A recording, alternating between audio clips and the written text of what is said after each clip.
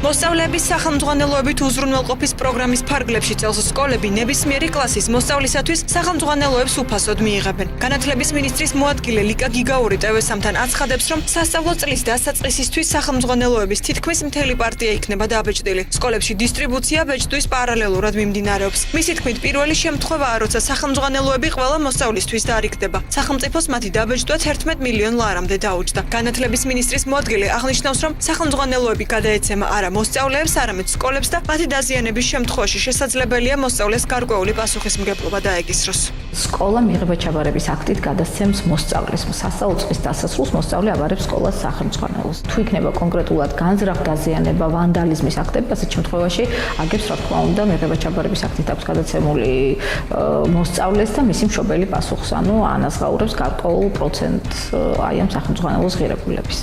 ტევესამმა სახელმძღვანელოების ბეჭდვის პროცესიც გადაიღო. სტამბებში ამბობენ, რომ მათთვის მნიშვნელოვანია სახელმძღვანელოების ბეჭდვა ქართულ კომპანიებს რომ დაევალათ. პირველად საქართველოს ისტორიაში მგონი სულად 100%-ით სასკოლო სახელმძღვანელოები იბეჭდება საქართველოში და ნაწილდება ქართულ სტამბებზე.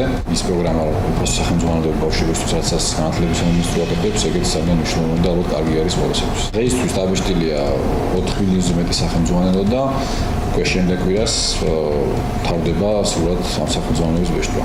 ბოლო დღეების მონაცემების მიხედვით უკვე დაბეჭდილია ქართულენოვანი სახელმძღვანელოების 90%, ბილინგური სახელმძღვანელოების 70%, ხოლო არაქართულენოვანი სახელმძღვანელოების 60-62%. რაც შეეხება დისტრიბუციას, თბილისისა და რეგიონების მასშტაბით დაბეჭდილი სახელმძღვანელოების 75%-ზე მეტია დარიგებული.